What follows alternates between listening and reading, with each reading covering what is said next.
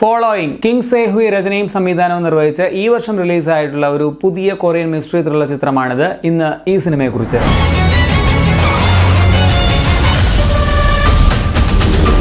Real estate agent ആയിട്ടുള്ള Jeong തേയുടെ കഥയാണിത്. Real estate broker ആകുമ്പോൾ വീടുകൾ വിൽക്കാൻ വേണ്ടി ആൾക്കാർ അപ്രോച്ച് ചെയ്യും. അപ്പോൾ അവര് ഒരു എക്സ്ട്രാ താക്കോല് പുള്ളിക്ക് കൊടുക്കുകയും ചെയ്യും. ഇപ്പോൾ പെട്ടെന്നൊരു കച്ചവടം വരികയാണെങ്കിൽ ഓണർ വീട്ടിലില്ല എങ്കിലും വീട് കാണിച്ചു കൊടുക്കാനൊക്കെ പോകണമല്ലോ. സോ നമ്മുടെ നായകൻ എന്ത് ചെയ്യുമെന്ന് വെച്ചാൽ ഈ താക്കോൽ ഉപയോഗിച്ച് ഈ ക്ലയൻസ് ഇല്ലാത്ത സമയം നോക്കി വീട്ടിനുള്ളിൽ കയറുന്ന അല്ലെങ്കിൽ അവരുടെ സ്വകാര്യതയിലേക്ക് എത്തി നോക്കുന്ന ഒരു വിചിത്രമായ ഹോബിയുള്ള ഒരു കഥാപാത്രമാണ്. പക്ഷെ അയാൾക്ക് വലിയൊരു പണി തന്നെ കിട്ടി. അത് എന്താണെന്ന് അറിയാനായിട്ട് ഈ പടം നിങ്ങൾ കണ്ടു തന്നെ അറിയുക. ഇപ്പൊ ഫോളോയിങ് ഈ പടത്തിന്റെ പേര് സ്റ്റോക്ക് ചെയ്യുക എന്ന അർത്ഥത്തിൽ വേണമെങ്കിൽ കരുതാം. അതുപോലെ തന്നെ സോഷ്യൽ മീഡിയയിൽ ഫോളോ ചെയ്യുക എന്ന അർത്ഥത്തിലും എടുക്കാം. സോ രണ്ട് രീതിയിൽ നോക്കിയാലും പേര് പെർഫെക്റ്റ് ആണ്. കഥയിൽ ആരാണ് ശരിക്കും നായകൻ അല്ലെങ്കിൽ വില്ലൻ എന്ന ചോദ്യം നമ്മളോട് തന്നെ ചോദിക്കുന്ന ഒരു മികച്ച കൊറിയൻ ത്രില്ലറാണിത്.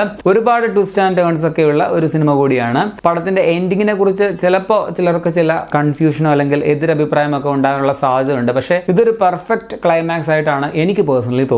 നായകന്റെയും നായികയുടെയും ഗംഭീര പെർഫോമൻസ് ഈ സിനിമയുടെ സ്പെഷ്യാലിറ്റിയാണ്. ജിയോങ് തേ ആയിട്ട് വന്ന ബ്യൂ യോഹാൻ കിടു പെർഫോമൻസ് തന്നെയായിരുന്നു. നമുക്കിപ്പോ സപ്പോർട്ട് ചെയ്യാനും അതുപോലെ സിമ്പതി തോന്നുകയും ഒക്കെ ചെയ്യുന്ന അതേ സമയം തന്നെ ആ ക്യാരക്ടറിന്റെ മൊറാലിറ്റിയെ കുറിച്ച് നമുക്ക് സംശയവും തോന്നിപ്പോകും. സോ വളരെ ഇൻട്രസ്റ്റിംഗ് ആയിട്ടുള്ള ഒരു ക്യാരക്ടറാണ്. അത് വളരെ കൺവിൻസിംഗ് ആയിട്ട് തന്നെ പുള്ളി ചെയ്തു വെച്ചിട്ടുണ്ട്. പക്ഷേ ഈ സിനിമയിലെ ശരിക്കുമുള്ള ഷോ സ്റ്റീലർ ഇതിലെ നായിക കഥാപാത്രം ചെയ്ത ഷിൻ ഹൈസൺ ആണ്. അന്യായ റോളായിരുന്നു. ഇപ്പം ഇന്നത്തെ കാലത്തെ സോഷ്യൽ മീഡിയ ഇൻഫ്ലുവൻസേഴ്സിന്റെ ഒരു ഡിഫറെന്റ് ആയിട്ടുള്ള ഒരു മുഖമാണ് നായിക കഥാപാത്രം എന്ന് തന്നെ പറയാം.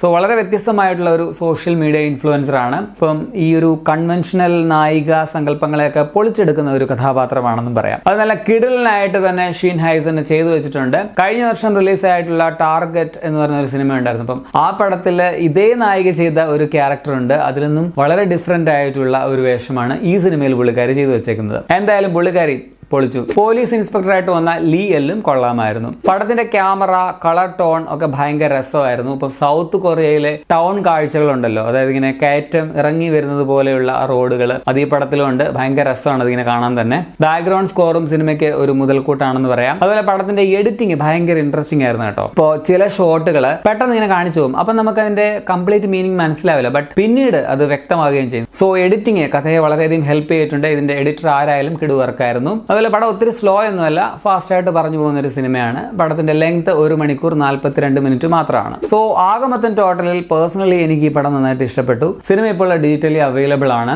ഈ വർഷം ഇറങ്ങിയ കൊറിയൻ പടങ്ങളിൽ നല്ല ഒരു ത്രില്ലർ ആയിട്ടാണ് എനിക്ക് തോന്നിയത്. അതുപോലെ തന്നെ സൗത്ത് കൊറിയയിൽ ഈ വർഷം ബോക്സ് ഓഫീസിൽ വിജയിച്ച സിനിമകളിൽ ഒന്ന് തന്നെയാണിത്. 2024 6th ഹയസ്റ്റ് ഗ്രോസിംഗ് ഫിലിം ആയിരുന്നു സൗത്ത് കൊറിയയിൽ ഈ ചിത്രം. സോ നിങ്ങൾ ഈ പടം കാണാത്തവരാരെങ്കിലും ഉണ്ടെങ്കിൽ പടം ഒന്ന് ട്രൈ ചെയ്ത് നോക്കുക. ചിലപ്പോൾ ഇഷ്ടപ്പെടുമെന്ന് തോന്നും. അതുപോലെ തന്നെ കണ്ടവരാണെങ്കിൽ നിങ്ങളുടെ അഭിപ്രായം കമന്റിൽ രേഖപ്പെടുത്തുക. പടത്തിൽ അഡൽട്ട് കണ്ടന്റ് ഒന്നും ഇല്ല കേട്ടോ. സോ നിങ്ങൾക്ക് ഫാമിലിയോടെ തന്നെ ഈ പടം കാണാൻ പറ്റും. അപ്പൊ ശരിയാണ്.